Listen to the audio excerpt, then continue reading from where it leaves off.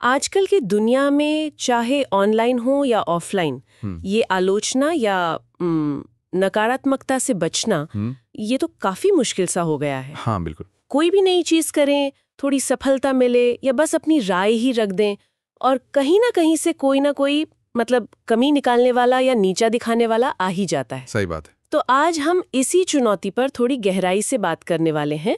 दीपक गुप्ता की किताब है how to deal with haters.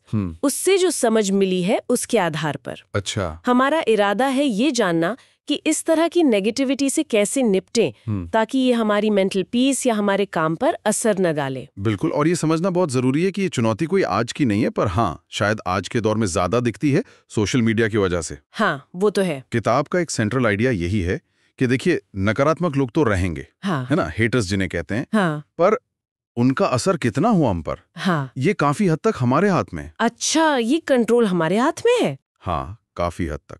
आज इसी कंट्रोल को पाने के तरीकों पर बात करेंगे। ठीक है, तो शुरुआत करते हैं इन हेटर्स को समझने से। आखिर ये लोग हैं कौन और ऐसा करते क्यों हैं? किताब कुछ खास तरह के लोगों की पहचान कराती है। जैसे एक होते हैं ईर्ष्यालु, द जेलस टाइप, जिन्हें दूसरों की तरक्की देखकर कह सकते हैं थोड़ी तकलीफ होती है, जलन होती है। हाँ, और उनकी जो नेगेटिविटी है वो अक्सर इसी जलन से निकलती है। फिर किताब इशारा करती है असुरक्षित लोगों की तरफ, द इनसिक्योर टाइप। अच्छा। ये वो है जिनमें शायद खुद आत्मविश्वास की थोड़ी कमी होती है और दूसरों में कमी निकालकर या उन्हें छोटा दिखाकर उन्हें शायद थोड़ी देर के लिए बेहतर महसूस होता हो। मतलब एक तरह का डिफेंस मैकेनिज्म। हाँ कह सकते हैं, अपनी कमियों से ध्यान हटाने का एक तरीका। और ऑनलाइन दुनिया में तो बाप रे ट्रोल्स की भरमार है। ओ हाँ, द ट्रोल्स। इनका मकसद तो अक्सर साफ ही नहीं होता, सिवाय इसके कि बस ध्यान खींचा जाए या बेवजह माहौल खराब किया जाए। बिल्कुल, जानबूझकर भड़काऊ बातें करना। हाँ। यहीं पर एक और कैटेगरी है जिसे समझना थोड़ा पेचीदा है, रचनात्मक आलोचक, कंस्ट्रक्टिव क्रिटिक्स। अब देखिए किताब इन्हें भी नकारात्मकता के कॉन्टेक्स्ट में देखती है, क्योंकि इनकी बातें भी कभी-कभी चुभ सकती हैं, कठोर रख सकती हैं। हाँ, ये बात तो है। हो सकता है उनका इरादा नेक हो, मदद करने का हो, पर उनका तरीका या जिस तरह से वो बात रखते हैं वो सही ना लगे या उसे गलत समझ लिया जाए। हाँ।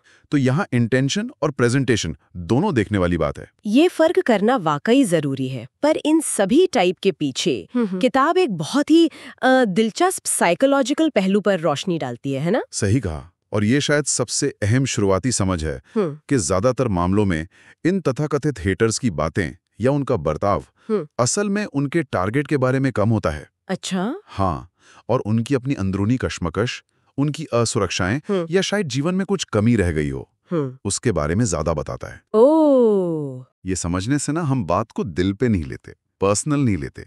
जैसे ही हम ये समझ जाते हैं कि अरे ये तो उनकी अपनी प्रॉब्लम है जो बाहर निकल रही है, तो उसका भावनात्मक वजन हल्का हो जाता है। ये वाकई एक पावरफुल विचार है। लेकिन जानना एक बात है और महसूस करना दूसरी। जब कोई सीधे सीधे अटैक करता है या बुरा भला कहता है तो पहली प्रतिक्रिया तो अक्सर इमोशनली होती है, गुस्सा, दुख, बिल्कुल, या फौरन सफाई देने की इच्छा। इससे कैसे निपटा जाए? किताब में एक तरीका बताया है, रुकें और सांस लें, पॉज एंड ब्रीथ। हाँ, ये सिर्फ कहने की बात नहीं, ये एक प्रैक्टिकल टूल है। उस पल में जब गुस्सा आ रहा हो या मन उदास हो, जवाब देने से ठीक पहले बस कुछ सेकंड रुकना और कुछ गहरी सांसें लेना। ये उस फौरी भावनात्मक उबाल को थोड़ा शांत करता है। ये हमें सोचने का, थोड़ा लॉजिक इस्तेमाल करने का मौका देता है। और उसी रुके हुए पल में शायद खुद से सवाल पूछना चाहिए, जैसा किताब कहती है, क्या जो कहा जा रहा है उसमें जरा सी भी सच्चाई है? क्या मेरे लिए कुछ सीखने लायक है, चाहे तरीका कितना भी बुरा क्यों ना हो? सही। और दूसरा, इस इंसान की मंशा क्या लगती है? क्या ये वाकई सुधार चाहता है या सिर्फ चोट पहुंचाना? बिल्कुल, यहीं पर भावनात्मक दूरी बनाने का कॉन्सेप्ट आता है, इमोशनल डिस्टेंस। उसे एक पर्सनल हमले की तरह देखने के बजाय थोड़ा दूर से एक बाहरी दर्शक की तरह देखना। अच्छा। क्यों कहा जा रहा है, किस कॉन्टेक्स्ट में कहा जा रहा है, ये थोड़ा साइंटिस्ट जैसा विश्लेषण हमें अपनी भावनाओं के बहाव में बहने से रोकता है, हमें स्थिति को ज्यादा ऑब्जेक्टिव होकर देखने में मदद करता है। मतलब आलोचना को एक घटना की तरह देखना, न कि खुद पर एक जजमेंट की तरह। हाँ बिल्कुल। और इसी समझ से जुड़ा है ये पहचानना कि भाई हर आलोचना एक जैसी नहीं होती, कुछ वाकई में हमारे भले के लिए हो सकती हैं। किताब रचनात्मक और विनाशकारी आलोचना में फर्क करने पर काफी जोर देती है। ये फर्क कैसे करें? इसके कुछ साफ संकेत होते हैं, जैसा किताब बताती है। रचनात्मक आलोचना वो आमतौर पर स्पेसिफिक होती है, मतलब वो हवा में बात नहीं करती। अच्छा, ठोस होती है। हाँ, ठोस मुद्दे या उदाहरण बताती है। जैसे ये नहीं कि तुम्हारा काम बेकार है, बल्कि शायद ये कि देखो इस रिपोर्ट के सेक्शन 3 में जो आंकड़े हैं वो अधूरे लग रहे हैं। समझ गई। और अक्सर इसका फोकस समाधान की तरफ होता है, सोल्यूशन ओरिएंटेड। सिर्फ प्रॉब्लम बताना नहीं, बल्कि सुधार की गुंजाइश की तरफ इशारा करना। बिल्कुल। और लहजा भी, टोन भले ही सीधा हो, डायरेक्ट हो, पर आमतौर पर अपमानजनक नहीं होता, रिस्पेक्टफुल होता है। दूसरी तरफ विनाशकारी आलोचना वो अक्सर अस्पष्ट होती है, वेग होती है और बहुत जनरल। तुम हमेशा ही गड़बड़ करते हो, अब इसमें क्या पकड़ें? हाँ, कुछ ठोस नहीं होता। और ज्यादातर ये व्यक्तिगत हमलों पर उतर आती हैं। पर्सनल अटैक, काम छोड़कर इंसान पर निशाना साधना, तुम तो हो ही ऐसे। और इसका इरादा सुधार नहीं होता, बल्कि हतोत्साहित करना होता है, डिमोटिवेट करना, नीचा दिखाना। सही कहा। लहजा अक्सर तिरस्कार वाला, गुस्से वाला हो सकता है। तो ये फर्क समझना इतना जरूरी क्यों है? क्योंकि इसी से तय होता है कि हमारी प्रतिक्रिया क्या होनी चाहिए। ये एक तरह से जानकारी को फिल्टर करने जैसा है। फिल्टर करना, ठीक है। रचनात्मक आलोचना भली सुनने में कड़वी लगे, उसे एक गिफ्ट की तरह देखना चाहिए। हाँ, कड़वी दवाई, पर वो हमें बेहतर बनने का मौका देती है। लेकिन विनाशकारी आलोचना, किताब का सुझाव है कि उसे ज्यादातर अनदेखा करना ही सबसे अच्छी स्ट्रैटेजी है। अनदेखा करना। हाँ, उस पर रिएक्ट करना, बहस करना, सफाई देना, ये सब उसे और ज्यादा ताकत और महत्व देना है जिसकी वो हकदार नहीं। उसे इग्नोर करके हम उसकी पावर छीन लेते हैं। ये सुनने में आसान लगता है, पर करने में शायद मुश्किल हो। तो चलिए कुछ प्रैक्टिकल स्ट्रैटेजीज पे बात करते हैं जो किताब सुझाती है। अलग अलग सिचुएशंस में क्या किया जा सकता है? एक तो आपने बताया अनदेखा करना। हाँ, अनदेखा करें और ब्लॉक करें, इग्नोर एंड ब्लॉक। ये सबसे सीधा और अक्सर सबसे इफेक्टिव तरीका है, खासकर जब आप अनजान लोगों से डील कर रहे हों जिनका इरादा सिर्फ परेशान करना है। सही बात है। उनके साथ उलझना मतलब अपनी कीमती एनर्जी और वक्त बर्बाद करना। ब्लॉक बटन इसीलिए तो है। लेकिन अगर आलोचना करने वाला कोई जानने वाला हो, कोई दोस्त, रिश्तेदार या साथ काम करने वाला, तब ब्लॉक करना तो शायद मुमकिन नहीं होता। ऐसी सिचुएशंस के लिए किताब विनम्रता से बातचीत खत्म करने का सुझाव देती है। Politically disengage. अगर कोई लगातार नेगेटिविटी फैला रहा है तो बहस में मत उलझिए। विनम्रता से लेकिन मजबूती से कहें कि आप इस टॉपिक पर बात नहीं करना चाहते, या बस टॉपिक बदल दें। अपनी बाउंड्री सेट करना जरूरी है। अच्छा, एक और तरीका जो किताब बताती है वो है हास्य का प्रयोग, यूज ह्यूमर। कभी-कभी एक हल्का फुल्का मजाक या थोड़ी विटी टिप्पणी सामने वाले को चुप करा सकती है और टेंशन भी कम कर सकती है। हाँ, ये माहौल को हल्का कर सकता है और ये सिग्नल भी दे सकता है कि आप उनकी बातों को ज्यादा सीरियसली नहीं ले रहे। लेकिन ये तरीका थोड़ा सावधानी से इस्तेमाल करना चाहिए। हर सिचुएशन या हर इंसान के साथ ये काम नहीं करता और कभी-कभी उल्टा भी पड़ सकता है। हाँ, ये भी है। और एक आखिरी स्ट्रैटेजी है अपनी बात पर दृढ़ रहना, स्टैंड योर ग्राउंड। ये तब जरूरी हो जाता है जब आलोचना सिर्फ एक राय ना हो, बल्कि आपके काम, आपकी इज्जत या आपकी पर्सनल लाइफ को नुकसान पहुंचाने की कोशिश हो। बिल्कुल। जब कोई झूठी बातें फैला रहा हो या प्रोफेशनली आपको चोट पहुंचा रहा हो। सही। ऐसी गंभीर स्थितियों में चुप रहना या अनदेखा करना सही नहीं हो सकता। तब फैक्ट्स के साथ शांति से लेकिन फर्मली अपनी बात रखना, अपना स्टैंड क्लियर करना जरूरी हो जाता है। तो यहाँ सवाल ये उठता है कि कब कौन सी स्ट्रैटेजी अपनानी है। हाँ, और ये फैसला स्थिति की गंभीरता, सामने वाला व्यक्ति और आपकी अपनी उस वक्त की मानसिक अवस्था पर निर्भर करता है।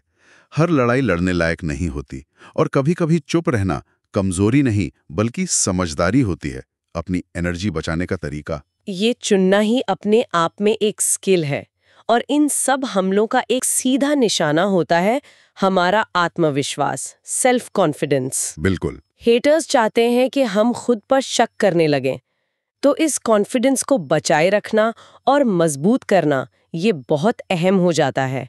किताब इसके लिए क्या सुझाव देती है? कुछ बहुत ही कारगर तरीके हैं। पहला, अपनी उपलब्धियों को याद रखना, रिमेंबर अचीवमेंट्स। एक डायरी रखें या मन में ही सही अपनी पिछली सफलताओं की एक लिस्ट बनाएं, चाहे वो कितनी भी छोटी क्यों ना हो। जब भी नेगेटिविटी हावी होने लगे या कॉन्फिडेंस डगमगाए, उस लिस्ट पर नजर डालें। ये हमें हमारी काबिलियत की याद दिलाता है। ये अच्छी टिप है। दूसरा? दूसरा, सकारात्मक लोगों का साथ। Build a support system. ऐसे लोगों के बीच रहें जो आपको सपोर्ट करते हैं, आप पर यकीन करते हैं, जिनकी सोच पॉजिटिव है। हाँ, अपना सपोर्ट सिस्टम। दोस्त, परिवार, मेंटर्स, इनका साथ एक कवच की तरह काम करता है। और तीसरा? और तीसरा, जो शायद सबसे सस्टेनेबल तरीका है, वो है व्यक्तिगत विकास पर ध्यान देना। Focus on personal growth. लगातार कुछ नया सीखना, अपने स्किल्स को बेहतर करना, खुद को इम्प्रूव करने की कोशिश करते रहना। जब आप अंदर से ये महसूस करते हैं कि आप आगे बढ़ रहे हैं, आप ग्रो कर रहे हैं, तो बाहरी आलोचना का डंक उतना गहरा नहीं लगता। यानी जब हम अपनी कीमत जानते हैं, तो दूसरों की राय हमें उतनी आसानी से हिला नहीं पाती। ठीक कहा। कॉन्फिडेंस एक अंदरूनी ढाल की तरह है, एक इंटरनल शील्ड। ये आलोचना को रोक नहीं सकता, पर उसके असर को बहुत कम कर देता है। यह हमें याद दिलाता है कि हमारा मूल्य किसी और की पसंद या नापसंद पर डिपेंड नहीं करता। ये रेजिलियंस पैदा करता है। अब हम उस हिस्से पर आते हैं जो मुझे इस किताब का सबसे शक्तिशाली पहलू लगा। ये सिर्फ डिफेंसिव तरीके नहीं बताता, बल्कि सोचने का नजरिया बदलने की बात करता है। एक माइंडसेट में बदलाव, माइंडसेट शिफ्ट। हाँ, ये बहुत जरूरी है। पहला बड़ा बदलाव है हेटर्स को सफलता का संकेत मानना। Haters equal sign of success. ये सुनने में थोड़ा अजीब लगता है। हाँ, ये थोड़ा काउंटर इंट्यूटिव लगता है, लेकिन इसमें गहरी सच्चाई है। सोचिए, क्या बिल्कुल औसत कुछ भी खास न करने वाले लोगों के ज्यादा हेटर्स होते हैं? अक्सर नहीं। हाँ, ये तो है। जब आप कुछ अलग करते हैं, कुछ नया बनाते हैं, सफल होते हैं, तो आप नजर में आते हैं। और जब आप नजर में आते हैं, तो हर तरह की प्रतिक्रिया मिलती है, पॉजिटिव भी, नेगेटिव भी। तो किताब कहती है, अगर आपके आलोचक या हेटर्स हैं, तो शायद इसका मतलब है कि आप कुछ ऐसा कर रहे हैं जो मायने रखता है, जो लोगों का ध्यान खींच रहा है।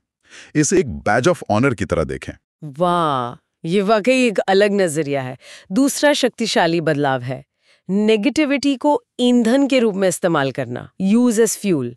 ये कैसे मुमकिन है? इतिहास ऐसे उदाहरणों से भरा पड़ा है जहां लोगों ने अपने आलोचकों की बातों को, उनकी नफरत को अपनी मोटिवेशन बना लिया। अच्छा। वो मैं तुम्हें गलत साबित करके दिखाऊंगा या दिखाऊंगी वाली भावना, उस नेगेटिव एनर्जी को अपनी मेहनत, अपनी लगन में बदल देना, उसे अपनी आग तेज करने के लिए लकड़ी की तरह इस्तेमाल करना। ये हर किसी के लिए नहीं है, और शायद हमेशा हेल्दी भी ना हो, लेकिन ये नेगेटिविटी को पॉजिटिव एक्शन में बदलने का एक तरीका जरूर है। और तीसरा, और शायद सबसे जरूरी, माइंडसेट शिफ्ट, मानसिक शांति को सबसे ऊपर रखना। Prioritise peace of mind. दिन के आखिर में सबसे ज्यादा क्या मायने रखता है? आपकी खुशी, आपकी अंदरूनी शांति। बिल्कुल। हाँ। किताब का सार यही है कि किसी भी हेटर, किसी भी आलोचक को इतनी ताकत मत दीजिए कि वो आपकी शांति को भंग कर सके। उनकी राय उनकी है, आपकी सच्चाई आपकी है। बिल्कुल। अगर हम पूरी चर्चा को एक बड़े दायरे में देखें, तो ये सब कुछ कंट्रोल वापस पाने के बारे में है। हम बाहरी घटनाओं को, दूसरे लोगों के शब्दों को कंट्रोल नहीं कर सकते। सही। लेकिन हम ये कंट्रोल कर सकते हैं कि हम उन पर रिएक्ट कैसे करते हैं। ये चुनाव हमेशा हमारा होता है। हम नेगेटिविटी को खुद पर हावी होने दे सकते हैं, या हम उससे ऊपर उठकर, उससे सीखकर या उसे नजरअंदाज करके अपने रास्ते पर आगे बढ़ सकते हैं। ये शक्ति हमारे अंदर है। तो अगर हम दीपक गुप्ता की किताब how to deal with haters से सीखी बातों को समेटें। पहला, हेटर्स को समझें। उनकी मोटिवेशन अक्सर उनकी अपनी इनसिक्योरिटी होती है।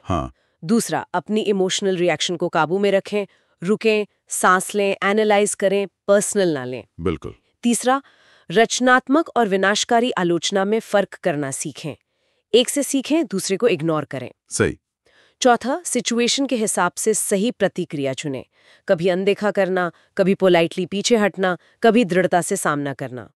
पांचवां, अपना आत्मविश्वास बनाए रहें, अपनी ताकत पहचानें, पॉजिटिव माहौल बनाएं और खुद को बेहतर बनाते रहें। और सबसे अहम, अपनी सोच बदलें।